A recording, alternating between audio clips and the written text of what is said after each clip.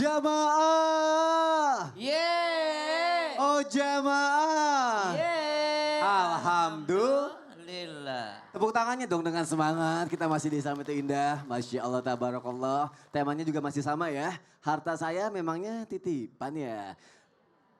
Kurang semangat. Gitu dong. Ustadz Syam. Yeah. Di akhirat kita sering banget ngebahas nanti akan ditanya nih harta yang kita punya itu dipakai buat apa aja gitu ya Ustadz ya. Tapi maaf Ustadz, kalau buat orang yang maaf ya nggak punya apa-apa, orang miskin kan nggak punya harta. Subhanallah. Nanti ditanyanya apa?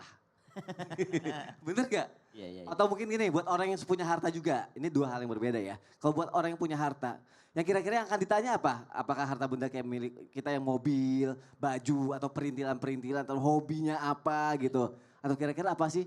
Siapa tahu nih jamaah mau nyiapin jawaban gitu. Siap. Bisa gak sih Ustadz? Silakan Ustadz Syam. Terima kasih Mas Soni, Tabe Guruku Ustadz Maulana, Ustadz Bani, para jamaah, para alim ulama yang dimuliakan Allah Subhanahu wa taala. Suatu ketika ada seorang santri menuju ke tempat rumahnya gurunya yang kaya raya. Subhanallah. Ketika dia sudah berguru di sini dia merasa heran, kenapa guru saya kaya raya nih? Bukankah semua harta itu akan dimintai pertanggungjawabannya di akhirat? Kata santri tersebut. Tiba-tiba gurunya bilang begini, sekarang kamu sudah belajar sama saya tugaskan engkau datang kepada murid saya yang ada di sana. Dia seorang alim ulama juga, sampaikan kepadanya jangan terlalu cinta dunia. Hah? Kata muridnya, loh bukankah guru saya yang ini yang cinta dunia, hartanya banyak.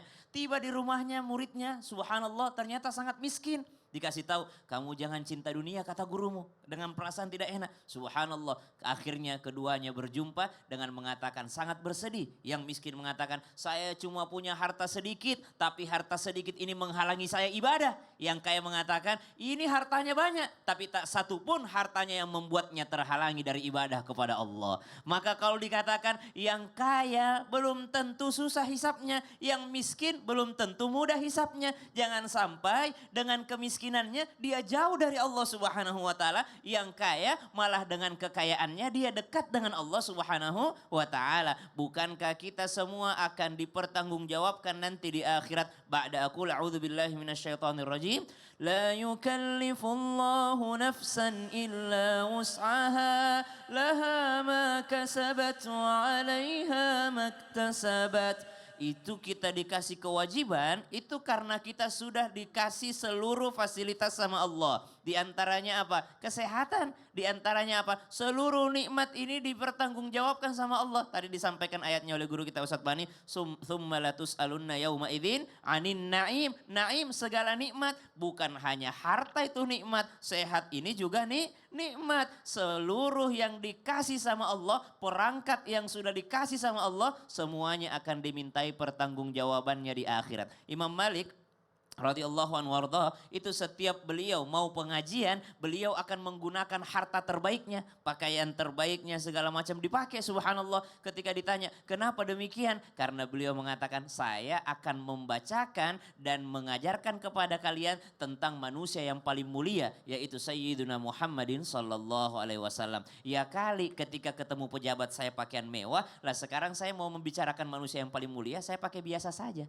Subhanallah. Jadi semuanya akan dimintai pertanggungjawaban, yang sedikit hartanya, yang sedikit itu akan ditanyakan. Oke, jadi semuanya ya, sedikitnya juga kena. Iya, jangan sampai menghalangi kepada Allah. Terima kasih Tasya.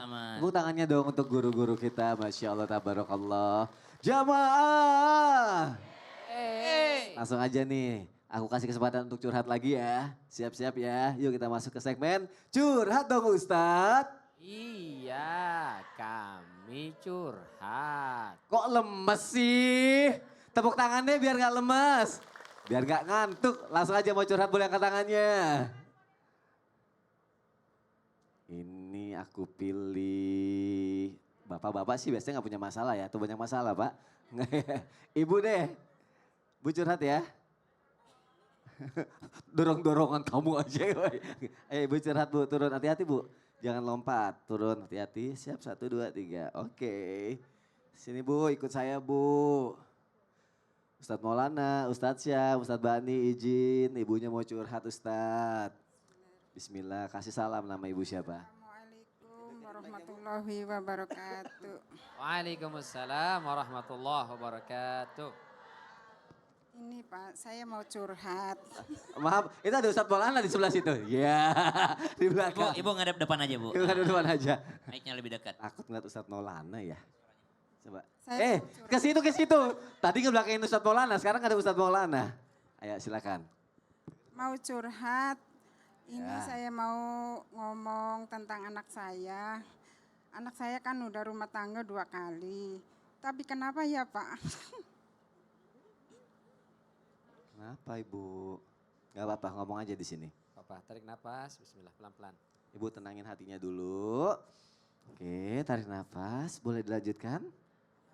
Ya. Dapat suami tuh. Deketin mic-nya Bu, maaf. Oke.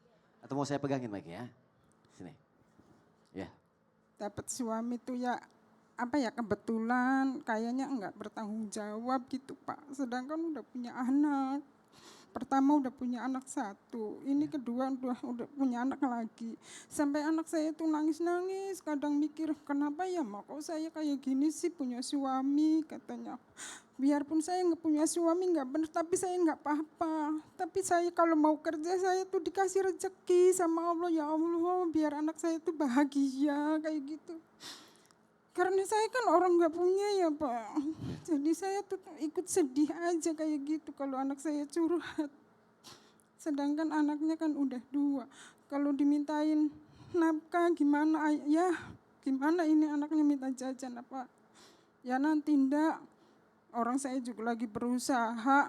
Kayak gitu tuh terus-terusan nggak 1 kali 2 kali. Suaminya kerja tapi?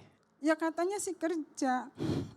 Tapi ya nggak tahu kalau dimintain uang kayak gitu terus.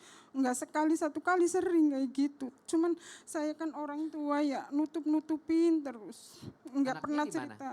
Cucu ibu berarti ya? Cucunya di Cucu, mana? cucu saya dari umur 4 bulan ya udah tinggal ayahnya sama saya. Oh sama ibu, ibu Iya. berarti yang mengurus. Mm-mm.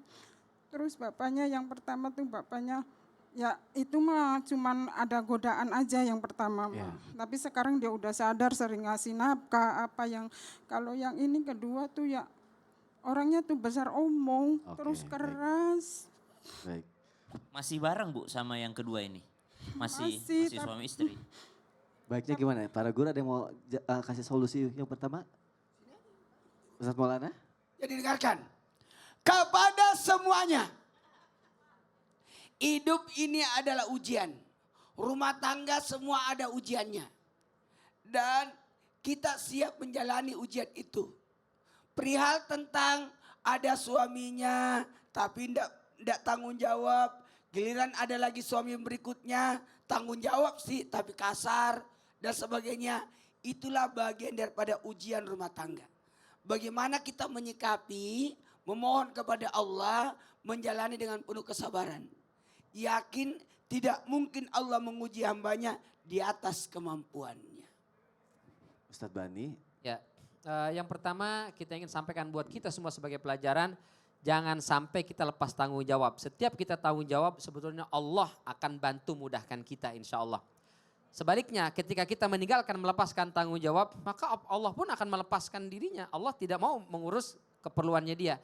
Maka insya Allah ibu, meskipun itu bukan tanggung jawab ibu, tapi ibu meluangkan waktu mengurusnya, insya Allah Allah akan mudahkan urusan ibu insya Allah. Kita doakan semuanya ya, Masya Allah. Ibu terima kasih sudah curhat, semoga Allah mudahkan, kasih rezeki berlimpah. Jamaah terima kasih sudah menyaksikan Islam itu indah, insya Allah besok kita ketemu lagi ya. Wassalamualaikum warahmatullahi wabarakatuh. Waalaikumsalam warahmatullahi wabarakatuh. Astaghfirullah. رب البرايا أستغفر الله من الخطايا